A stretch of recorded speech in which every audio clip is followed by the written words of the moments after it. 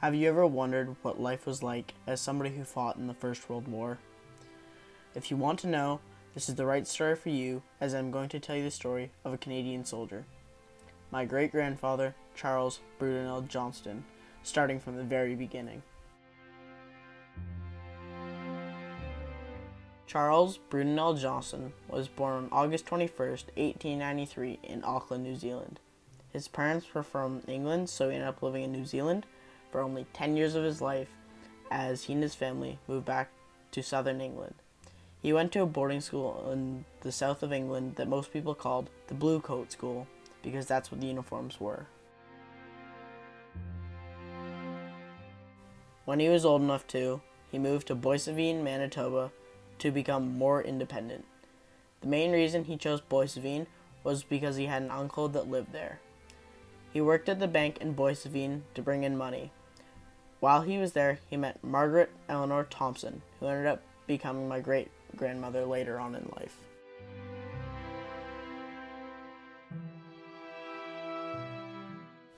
He joined the army in Manitoba. He signed up at the very beginning of the war because it was the right thing to do.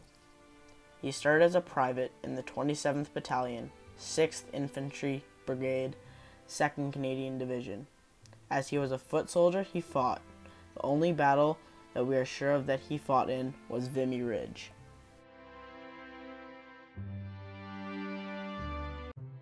Vimy Ridge was what mainly gave Canadians their reputation in battle.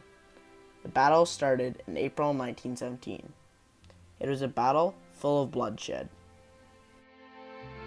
At the beginning, at 5:30 in the morning, they shot their guns at key spots that they had planned out what they're going to do before with planes scouting overhead. These are just some of the sounds that will be heard daily throughout the All war. of the guns hit their mark, which put the Germans into a This panic is for what help, Francis as if they were would have stranded gone on an through and island. experienced every day No help was for his found for the 3.5 years Germans. he spent fighting for Canada. It during was the first Great battle War. that all four Canadian divisions fought together.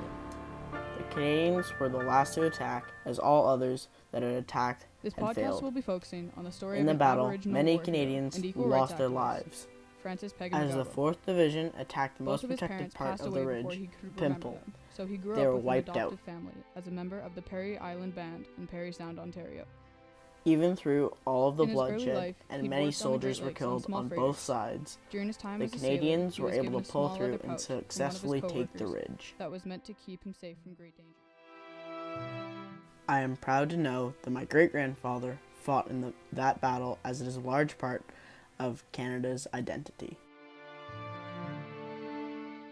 While he was overseas in Europe, he went and toured around places like France with his free time, as that was one of the ways soldiers could take their mind off the war.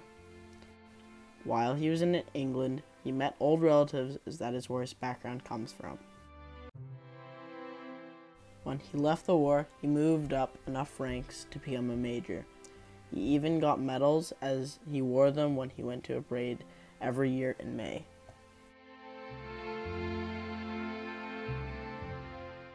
When he got back from the war, he basically had to restart his life. He had a number of jobs before he found the right one for him. His family did not have extra money for a while, as he had restarted. Sadly, like most soldiers, he struggled with PTSD, post-traumatic stress disorder, and the way he dealt with it was by binge drinking. That affected his family quite a bit, but his wife was the one who could understand it the most out of anyone, and was able to deal with it herself. He also did not talk much about the war for that reason, as it most likely brought back awful memories from the war, like most soldiers. He lived with his wife for many years until she passed away when he was 79. He then passed away a year later in 1973.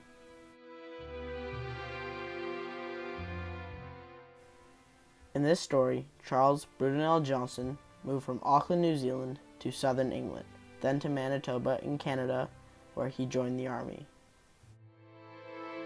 He fought in World War I in Vimy Ridge in the 2nd Division. He became a part of a major event in Canada's history, which helped define what Canada is today. I am proud to know that my great-grandfather did what he did for his nation, and I wish I could have met him as he passed away at the age of 80 before I was born.